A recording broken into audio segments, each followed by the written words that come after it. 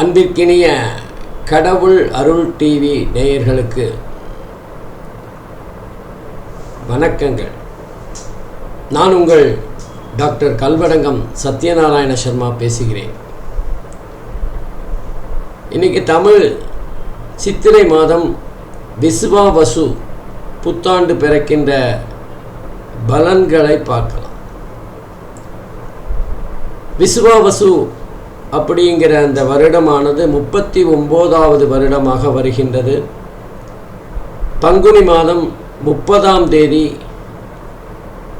நடு இரவுக்கு பிறகு அதிகாலை, அதாவது சித்திரை மாதம் பிறக்கின்ற வேளையில் மணி 2:22 திங்கட்கிழமை பிறக்கின்றது.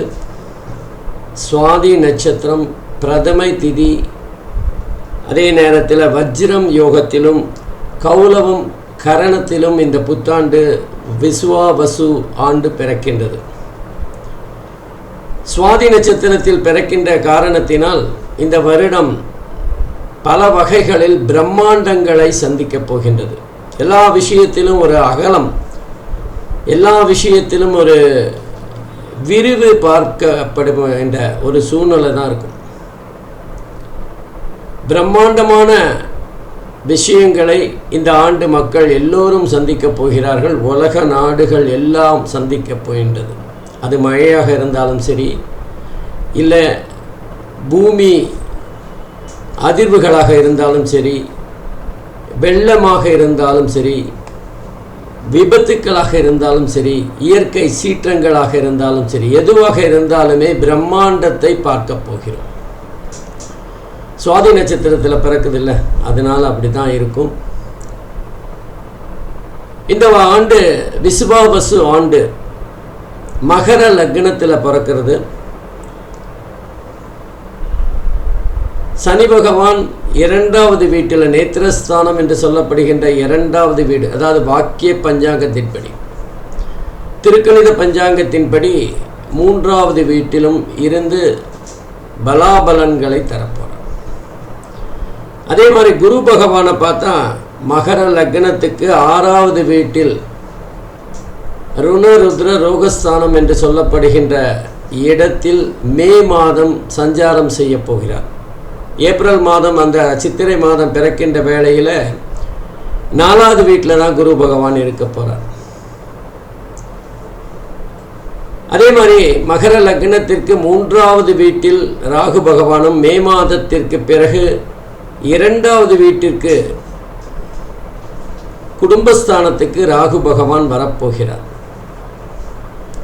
அதே போல மகர லக்னத்திற்கு 9வது வீட்டில் சஞ்சாரம் செய்து கொண்டிருந்த கேது பகவான் மே மாதத்திற்கு பிறகு 8வது வீட்டில் அஷ்டமஸ்தானத்தில் சஞ்சாரம் செய்ய போகிறார். ஆகவே இந்த அமைப்பானது எப்படிப்பட்ட பலன்களை உலக நாடுகளுக்கும், குறிப்பாக இந்தியா மற்றும் 12 ராசிகளுக்கும் தரப்போகிறது அப்படிங்கிறத தான் பார்க்க போகிறோம். வாங்க ஒவ்வொரு விஷயமாக பார்க்கலாம். இந்த விசுவாவசு வருஷத்தில் ஆதாயம்னு பார்த்தீங்கன்னா அது 65 பங்கும், விரயம் அப்படின்னு பார்த்தீங்கன்னா 59 பங்கும் இருக்க போகிறது. இது மொத்தத்தில் இந்த நாட்டு சுபிட்சமாக இருக்கின்ற, அல்லது கடந்த முறை இருந்ததை விட நல்ல சிறப்பான ஒரு முன்னேற்றமான அமைப்பில் தான் இருக்கு.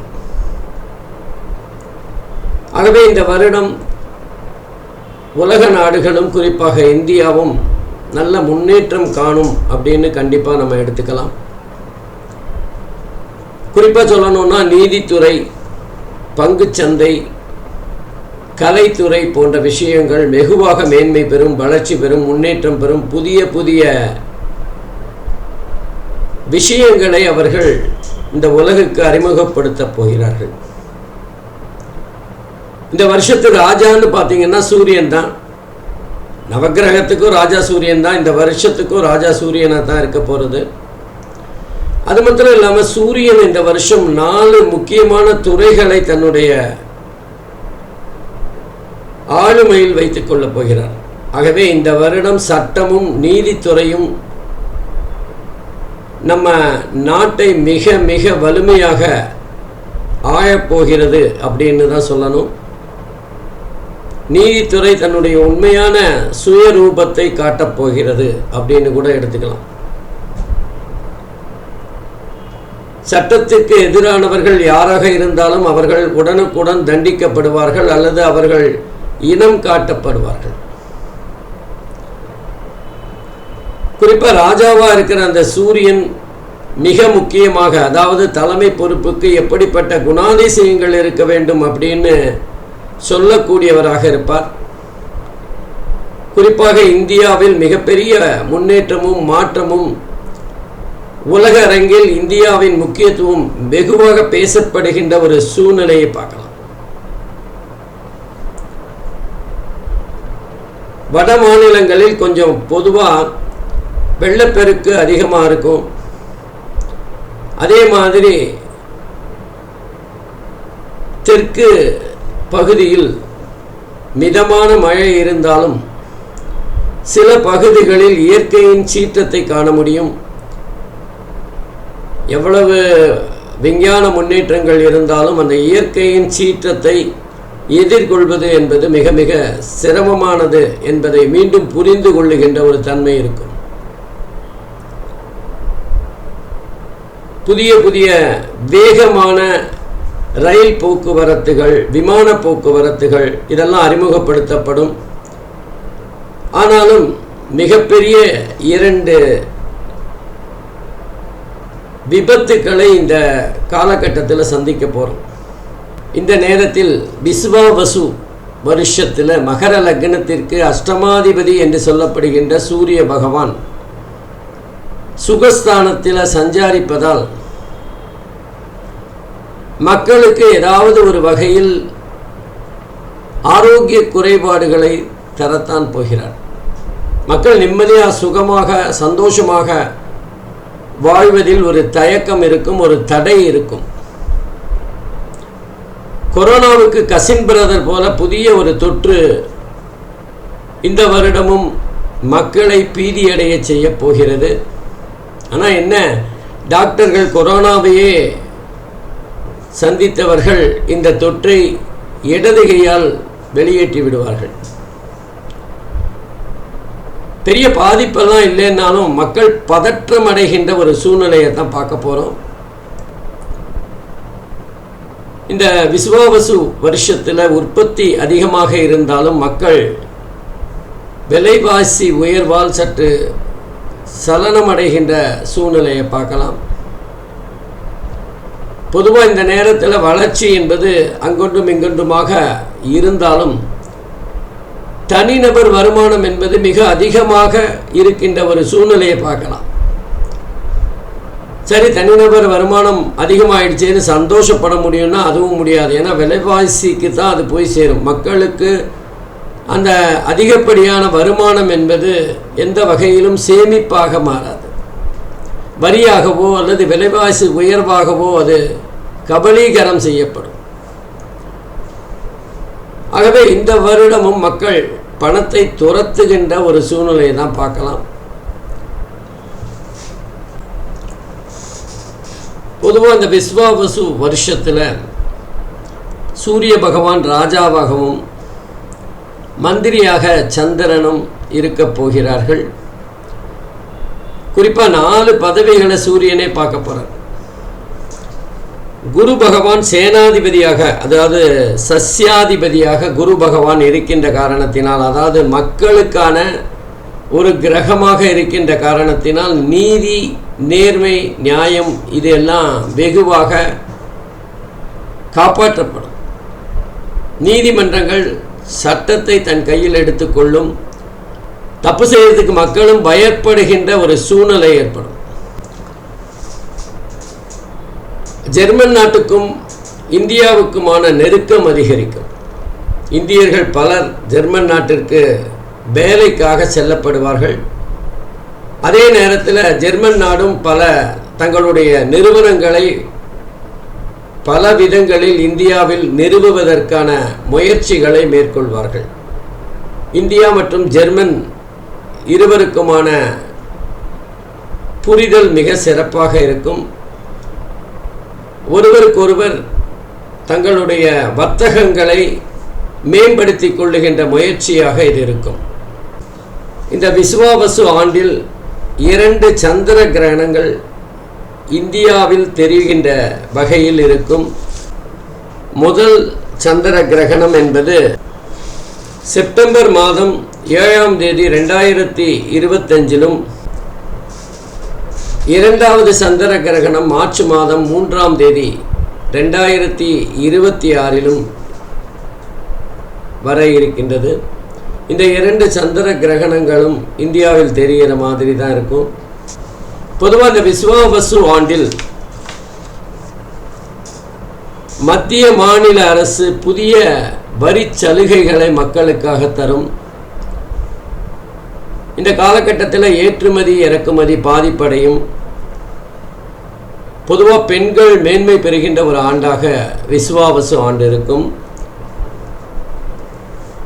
சில புதிய விளையாட்டுகளில் இந்தியா சாதனை புரிகின்ற தன்மையை பார்க்கலாம். உலக நாடுகளில் முதன்மை பெறுகின்ற தன்மையும் இருக்கும்.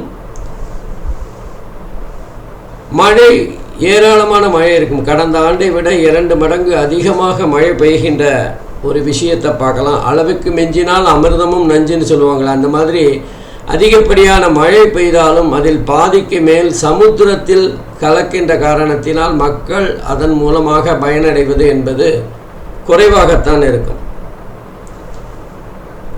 மது, போதை வஸ்துக்கள் பெரிய அளவில் பிரச்சனை தருகின்ற ஆண்டாக இருக்கும்.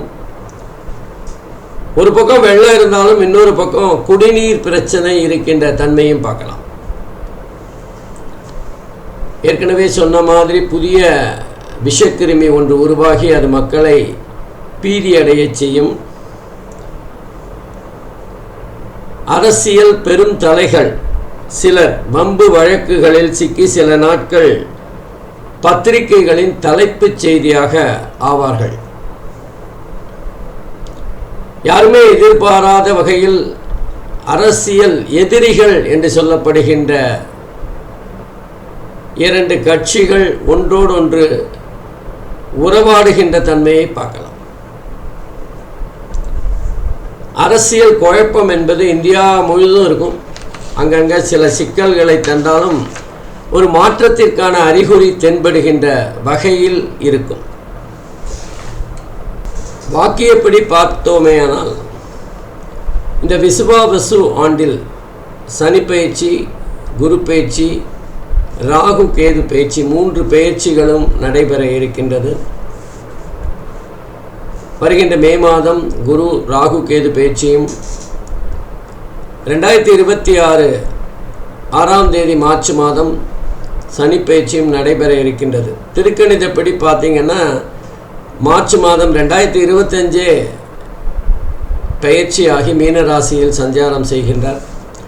ஆகவே இந்த அமைப்புகள் எப்படி 12 ராசிகளுக்கும் பலன் தரப்போகிறதுங்கிறத பார்க்கலாம். அதுக்கு முன்னாடி இயற்கையின் சீற்றத்தினால் ஜப்பான், சீனா, தென் அமெரிக்கா, ஏற்கனவே மியான்மார் பாதிக்கப்பட்டதை போல இயற்கை சீற்றங்களால் பாதிக்கப்படும். அது வெள்ளமாக இருக்கலாம், விபத்தாக இருக்கலாம், பூமி நடுக்கமாக இருக்கலாம், ஏதோ ஒன்று. மனித சக்தியை மீறிய இயற்கையின் சீற்றத்தை சில நாடுகள் சந்திக்க போகின்றது. பொதுவாக இந்தியாவுக்கு அந்த மாதிரி பாதிப்புகள் இல்லைன்னாலும் இந்தியாவின் வட மாநிலங்களில் சில வெள்ளப்பெருக்குகளையும் சில வருத்தப்பட வேண்டிய விபத்துக்களையும் பார்ப்போம்.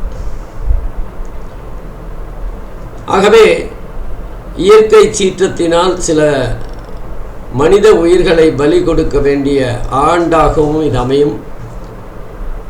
பொதுவாக நம்ம பார்த்தோன்னா அது ஆதாயம் அதிகமாக இருக்கிற ஒரு ஆண்டாக இருந்தாலும், மக்களிடம் பணம் கையில் அதிகமாக புரண்டாலும் சேமிப்பு என்பது மிக குறைவாகத்தான் இருக்கும்.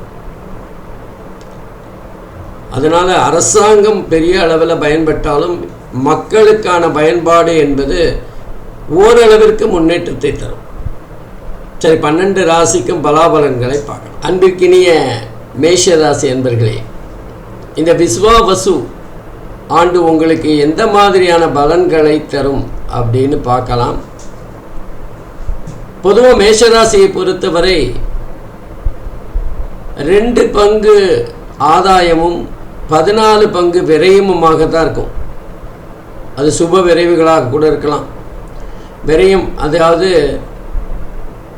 பணம் சேமிக்க முடியாத ஒரு சூழ்நிலை இருக்கும். மேஷராசியில் குறிப்பாக சொன்னால் அஸ்வினி, பரணி, கார்த்திகை அது 3ஐயும் எடுத்துட்டா பரணி நட்சத்திரம் ஓரளவுக்கு பரவாயில்ல. அவங்களுக்கு 6 பங்கு நல்லா இருக்கும், 1 பங்கு தான் சுமாராக இருக்கும். கார்த்திகை நட்சத்திரத்துக்கு 1 பங்கு சுமாராகவும் 2 பங்கு பாதிப்பாகவும் இருக்கும். அதை குறிப்பாக சொல்லணும்னா பரணி நட்சத்திரக்காரர்களுக்கு முதல் 4 மாதம் ஓஹோன்னு இருக்கும். அப்புறம் நடுவில் கொஞ்சம் பிரச்சனை வந்து கடைசியில் ரொம்ப நல்லா இருக்கும். அஸ்வினி நட்சத்திரத்துக்கு முதல் 3-4 மாதம் நல்லா இருக்கும், கடைசி மாதம் சுமாராக இருக்கும், நடுவில் கொஞ்சம் பிரச்சனைகள் வந்து போகும். கார்த்திகைன்னு எடுத்தால் முதல் 4 மாதம் சுமாராக தான் இருக்கும், மத்தியமும் 4 மாதம், கடைசி 4 மாதம் நல்லா இருக்கும். பொதுவாக இந்த காலகட்டத்தில் சனி பகவானுடைய பெயர்ச்சி, குரு பகவானுடைய பெயர்ச்சி, ராகு கேது பெயர்ச்சி இதெல்லாம் சேர்த்து தான் பலாபலன்கள் புத்தாண்டு பலனாக சொல்லணும். அந்த வகையில் மேஷராசி அன்பர்களை பொறுத்தவரை இந்த காலகட்டத்தில் அந்நிய நாட்டிலேருந்து அல்லது அந்நிய மொழி பேசுகின்றவர்களிடமிருந்து ஏதாவது மிகப்பெரிய ஆதாயம் கிடைக்கக்கூடிய வாய்ப்புகள் இருக்குது, அல்லது அவங்களே வெளிநாடு சென்று வருகின்ற வாய்ப்புகளும் கூட இருக்கும். அதே மாதிரி திருமணம் ஆகாதவர்களுக்கு திருமணம் கைகூடி வருகின்ற ஒரு சூழ்நிலையை பார்க்கலாம். பணம் அதிகமாக கையில் புரண்டாலும் சில சமயங்களில் பண தட்டுப்பாடையும் பார்க்க வேண்டியிருக்கும். கடுமையாக உழைச்சாதான் நமக்கு வருமானம் அப்படிங்கிற ஒரு சூழ்நிலையில் தான் இருப்பீங்க. இன்னும் சொல்லப்போனால் இந்த பணத்துக்கு இவ்வளோ பாடுபடணுமா அப்படிங்கிற ஒரு எண்ணம் தான் இருக்கணும். ஆனால் கையில் பணம் புரண்டு கொண்டு தானே இருக்கும். பணத்துக்கு எந்த தட்டுப்பாடும் இல்லாத ஒரு சூழ்நிலை தான் மேஷராசி என்பர்கள் பெறப்போகிறார்கள். அதே நேரத்தில் புத்திரர்களால் சில பிரச்சனைகள் வரலாம், அல்லது அவங்க மூலமாக சில சிரமங்களை சந்திக்கின்ற ஒரு சூழ்நிலையை மேஷராசி என்பர்கள் பெறுவார்கள். வெளிநாடு எப்படி அவங்களுக்கு மிகப்பெரிய நல்ல பலன்களை தரப்போகிறதோ அதே மாதிரி அவங்களுக்கு வியாபாரம், தொழில் சார்ந்த இடங்களிலும் நல்ல பணவரவு இருக்கும். இன்னும் சொல்லப்போனால் வியாபாரத்தின் மூலமாக பணம் பெறுகின்ற ஒரு நல்ல நிலைமையில் இருந்தாலும் வியாபாரம் போன்ற விஷயங்களுக்காக தன்னுடைய ஒவ்வொரு நாளில் அதிகபட்ச நேரத்தை செலவிடுகின்ற ஒரு சூழ்நிலையை தான் மேஷராசி என்பர்கள் இருப்பாங்க. குடும்பத்துக்காக மிகப்பெரிய அளவில் அவங்களால செலவு செய்ய முடியாது. இன்னும் சொல்லப்போனால் கல்யாணம் பண்ணி பிரம்மச்சாரிங்கிற மாதிரி சில பேருக்கு திடீர்னு வெளியூர் வேலைகள் அதிகமாக இருக்கும், அல்லது சில பேருக்கு வேலை டெபுடேஷன்ங்கிற மாதிரி ஒரு 6 மாதம் வெளிநாடுகளிலோ வெளியூரிலோ சென்று வருகின்ற ஒரு வாய்ப்பு ஏற்படும். குடும்பத்திலேருந்து தள்ளி இருக்கிற சந்தர்ப்பம் தான் இருக்கும். கணவன் மனைவி உறவு சிறப்பாக இருந்தாலும் குடும்ப சூழ்நிலை கொஞ்சம் ஏற்ற இறக்கமாகத்தான் இருக்கும். எப்படி இருந்தாலுமே பணம் கையில் நல்லா இருக்கிறதுனால, பணம் புரளுகின்ற காரணத்தினால மேஷராசி என்பவர்களுக்கு பெரிய கஷ்டங்கள் இருக்க வாய்ப்பில்லை. மாணவர்கள் நல்லா சிறப்பாக படிக்கின்ற ஒரு சூழ்நிலையை பார்க்கலாம். ஆனால் அவங்க பெரிய அளவில் முயற்சிகள் செஞ்சால் அது பெரிய பாதிப்பை தான் தரும். நம்ம எதிர்பாராத முயற்சிகள் செய்யாத சில விஷயங்கள் வெற்றியை தந்தாலும் முயற்சிகள் ஓரளவுக்கு பாதிப்பை தருகின்ற சூழ்நிலையை தான் பார்க்கணும். அதே நேரத்தில் யாருக்காவது கடன் கொடுக்கறது அல்லது யாருக்காவது நம்ம டாக்குமெண்ட்டை வச்சு பணம் வாங்கி கொடுக்கறது போன்ற விஷயங்கள் நிச்சயமாக உங்களுக்கு பாதிப்பை தரும். உங்ககிட்ட இருக்க பணத்தை கொடுத்தாலும் தப்பு இல்லை, அதோடு போயிடும். நீங்கள் டாக்குமெண்ட்டை வச்சிங்கன்னா அந்த டாக்குமெண்ட்டை திருப்ப முடியாமல் அல்லது ரெட்டிப்பு பணத்தை நீங்கள் இழக்க நேரிடும். கொஞ்சம் கவனமாக இருக்கணும். வீடு வாசல் ஏதாவது வாங்கிறதா இருந்தாலும் டாக்குமெண்ட்டை சரியாக இருக்கான்னு பார்க்கணும். மொத்தத்தில் மேஷராசியை பொறுத்தவரை மிக சுமாராக இருக்கின்ற, ஆனாலும் கையில் பணம் இருக்கின்ற காரணத்தினால் எல்லாத்தையும் சமாளிக்கின்ற ஒரு வருஷமாகத்தான் இருக்கும். நன்றி, வணக்கம். கடவுள் அருள் டிவியை பார்த்தமைக்கு நன்றிகள். மேலும் இது போன்ற தகவல்களை தெரிந்து கொள்ள கடவுள் அருள் டிவியை சப்ஸ்கிரைப் செய்யுங்கள். மறக்காமல் பெல் ஐக்கானை கிளிக் செய்யுங்கள்.